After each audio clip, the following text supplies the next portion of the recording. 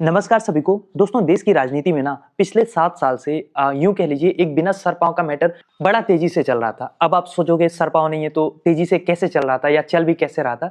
तो दरअसल उसको चलाया जा रहा था। किसी भी तरीके से उसको प्रासंगिक बनाए रखने के लिए हर समय उसमें कुछ नमक, मिर्चा, प्याज कुछ तो डाला ही जा रहा था ताकि उसमें जान बची रहे। लेकिन आज उसी मैटर को आप यूं कह सकते हो कि काफ़ी बड़ा झटका लगा है, उसको एक तरीके से क्लोज़ किया गया है। हालाँकि जो सत्ता पक्ष को ज़रा-सा भी जानते हैं, वो जानते हैं कि वो फिर इसमें जान फूँकेंगे, इसको क्लोज़ नहीं होने देंगे। क्योंकि मामला ही ऐसा है, मामला है विपक्ष के सबसे बड़े चेहरे और मोदी जी के सबसे बड़े आलोचक या क्रिटिक कह लें गांधी परिवार को लेके। हम यहाँ पे बात कर रहे हैं नेशनल हेराल्ड केस में जो कोर्ट ने आज फैसला सुनाया है उसकी। तो क्या हुआ है आज, क्या फैसला आया है कोर्ट से, आइए सब कुछ आसान भाषा में समझते हैं। देखिए, हुआ ये कि दिल्ली की राउज एवेन्यू कोर्ट के स्पेशल जज जस्टिस विशाल गोगने ने ईडी की शिकायत को पहली ही नजर में खारिज कर दिया। कोर्ट ने स्पष्ट रूप से कहा है कि इस मामले में जो दायर की गई कंप्लेंट है वो दरअसल संज्ञान लेने लायक ही नहीं है और कोर्ट उस पर संज्ञान नहीं लेगा। अब संज्ञान नहीं लेना एक कानूनी शब्द है, लेकिन इसके मायने बहुत बड़े हैं। इसका सीधा मतलब यह है कि कोर्ट ने ईडी के लगाए आरोपों को पहले ही सुनवाई में मेरिट के आधार पर खारिज कर दिया। जज ने यह माना कि ईडी द्वारा जिस आधार पर मनी लॉन्ड्रिंग का केस बनाया जा रहा है वो कानूनी रूप से सॉलिड नहीं है। और ये फैसला सोनिया गांधी और राहुल गांधी के लिए एक बड़ी राहत की खबर है। एक ऐसा मामला जिसको लगातार सत्ता पार्टी भ्रष्टाचार का सबसे बड़ा उदाहरण बता के पेश कर रही थी, जिसमें बार बार पूछताछ के लिए समन भेजे जा रहे थे, घंटों घंटों राहुल गांधी से पूछताछ हो रही थी।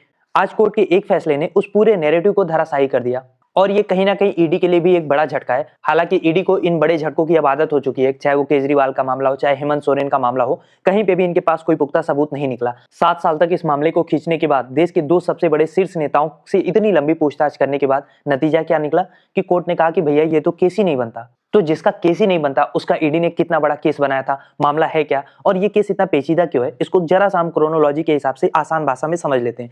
देखिए, नेशनल हेराल्ड केस क्या है, नेशनल हेराल्ड क्या है पहले आप ये समझिए। 1938 में जवाहरलाल नेहरू ने एक अखबार स्टैब्लिश किया था जो दरअसल आजादी की लड़ाई का प्रतीक था। उसी अखबार का नाम था नेशनल हेराल्ड।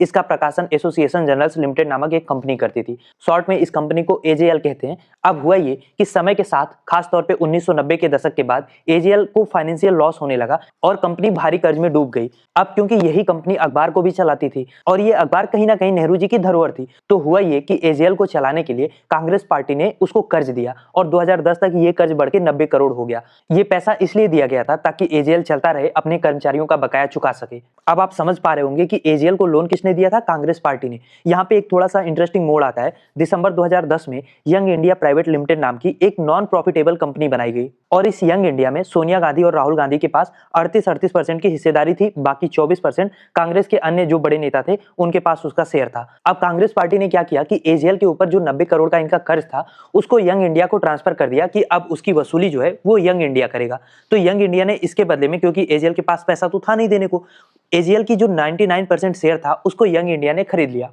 तो यहां तक कानूनी रूप से कुछ भी इलीगल नहीं है। अब सवाल आता है कि फिर विवाद कहां पे? तो विवाद कहीं पे है नहीं, विवाद को बनाया गया। देखिए, बीजेपी के नेता है सुब्रमण्यम स्वामी, उन्होंने आरोप लगाया कि गांधी परिवार ने यंग इंडिया के माध्यम से केवल 50 लाख रुपए की लेन देन से एजेएल की जो दिल्ली, मुंबई और लखनऊ समेत पूरे देश भर में 2000 करोड़ की संपत्ति थी उसको अवैध रूप से अपने कब्जे में ले लिया। और आरोप लगते ही इसमें एंट्री हो गई ईडी की। ईडी ने इसको मनी लॉन्ड्रिंग का केस माना और ये आरोप लगाया कि एजेएल की संपत्तियों का दुरुपयोग किया गया और ये लेन देन का जो पीएमएलए का कानून है उसके अंडर में आता है। लेकिन यहाँ पे जो साफ साफ शीशे की तरह दिख रहा है कि क्योंकि यंग इंडिया जो कंपनी बनी थी ये नॉन प्रॉफिटेबल कंपनी के रूप में रजिस्टर थी, तो कानूनी रूप से ये कंपनी एजेएल की संपत्ति को बेच ही नहीं सकता, ना उसका उपयोग किसी पर्सनल प्रॉफिट के लिए कर सकता है। संपत्ति हमेशा एजेएल के नाम पे ही रहती।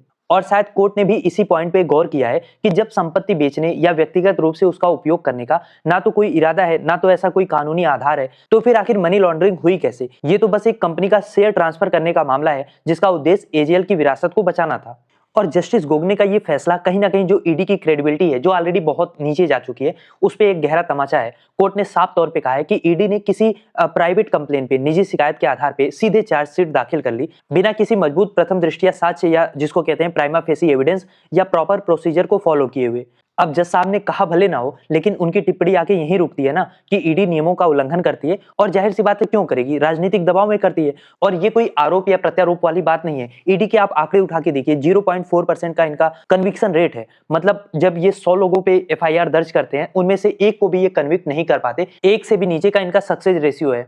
और कहीं ना कहीं आज का जो फैसला है ये विपक्ष के नेताओं में एक बूस्टर का काम करेगा। कांग्रेस इसको सत्य की जीत बता रही है, और अगर आप भी इस पूरे प्रकरण को कानूनी लेंस से जरा हट के देखेंगे ना, तो आपको इसमें बहुत बड़ा पॉलिटिकल वेंडेटा दिखेगा। चाहे वो हेमंत सोरेन का केस रहा हो, अरविंद केजरीवाल का मामला रहा हो, या फिर अब राहुल गांधी का मामला हो। बिना सर पांव के 7 सालों से इस केस को इसलिए खींचा जा रहा था ताकि किसी भी तरीके से राहुल गांधी की छवि को पूरी तरीके से खराब किया जा सके। करोड़ों अरबों रुपए खर्च किए गए राहुल गांधी की इमेज पप्पू जैसी बनाने के लिए। एक भारत जोड़ो यात्रा करके उन्होंने वो भी सारा कुछ खराब कर दिया, और ना तो 1 रुपए का करप्शन का चार्ज ये लोग 10-11 सालों में गांधी परिवार पे साबित कर पाए हैं। 2G घोटाले से लेके कॉमनवेल्थ गेम घोटाले, जितने भी ये आरोप लग रहे थे, किसी में भी कन्विक्शन नहीं हुआ। इनफैक्ट केस भी ड्रॉप हो गया। सेम कंडीशन आज हो गई है नेशनल हेराल्ड केस की। और हर कोई इस बात को समझता है कि ये कोशिश केवल इसलिए की जा रही थी कि राहुल गांधी जिस मुखरता से अडानी अंबानी पे अटैक करते हैं, मोदी जी को उन उद्योगपतियों से जोड़ते हैं, बताते हैं कि कैसे वो कुछ लोगों के लिए, चंद चुनिंदा लोगों के लिए काम कर रहे हैं, हर फ्रंट पे सरकार को घेरते हैं। चाहे वो राफेल का मामला हो, चाहे जो ऑपरेशन सिंदूर में जो हमारे फाइटर जेट गिरे उसका मामला हो, चाइना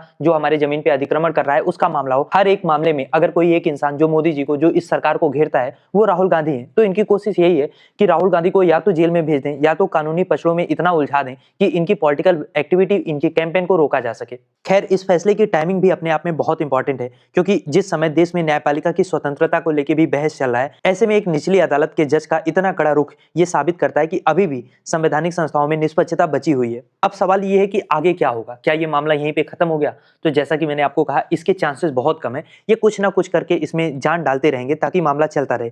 हालांकि ईडी के पास अब केवल 2 विकल्प बचे हैं। या तो वो दिल्ली पुलिस द्वारा जो एफआईआर दर्ज किया गया है उसके आधार पे अपनी जांच को फिर से आगे बढ़ाए, कोई ठोस सबूत लेकर आए, जैसा कि जज साहब ने भी सुझाव दिया, या तो जज साहब के इस फैसले को वो हाई कोर्ट में चुनौती दे। लेकिन किसी भी सूरत में जो आज फैसला जज साहब ने दिया है वो ईडी की क्रेडिबिलिटी पे तो सवाल उठा ही रहा है, और बहुत हद तक जो नेशनल हेराल्ड को लेके भाजपा लगातार राहुल गांधी को, गांधी परिवार को घेरती है, उसमें बहुत उसको बहुत कमजोर कर दिया है। हालांकि गांधी परिवार पे, राहुल गांधी पे हमले अभी रुकेंगे नहीं, और मामले पैदा किए जाएंगे और मामले खड़े किए जाएंगे। आपको पता है, मानहानि के केस में ही राहुल गांधी की एक बार संसद की सदस्यता तक छीन ली गई थी, बाद में सुप्रीम कोर्ट ने उस सजा पे रोक लगाई। इसके अलावा राहुल गांधी जब भी विदेश जाते हैं उसको लेके भी बड़े सवाल उठाए जाते हैं। तो मेरा पॉइंट ये है कि ये अटैक किसी भी मायने में इस एक फैसले से रुकने वाला नहीं है, बस इनका नैरेटिव थोड़ा कमजोर हुआ है, और राहुल गांधी को भी कहीं ना कहीं इससे बहुत बड़ा बूस्ट मिलेगा अपनी रैलियों में, प्रेस कॉन्फ्रेंस में। वो अब मजबूती से, खैर कमजोर तो वो कभी नहीं दिखे, लेकिन अब और मजबूती से सत्ता में बैठे लोग जो लॉबी कर रहे हैं, उन्हें फंसाने की कोशिश कर रहे हैं, उनको एक्सपोज कर पाएंगे। खैर दोस्तों, इस लोकतंत्र के अंधकार में एक दिया जज साहब के इस फैसले के रूप में दिखा है। ये दिया कितना लंबा जलेगा, कितनी रोशनी कर पाएगा, ये आने वाला वक्त बताएगा। खैर, आप क्या सोचते हैं इस टॉपिक को लेके, और क्या लगता है इस फैसले का लार्जर इम्पैक्ट क्या हो सकता है आने वाले दिनों में? लिखिए अपनी राय कमेंट बॉक्स में।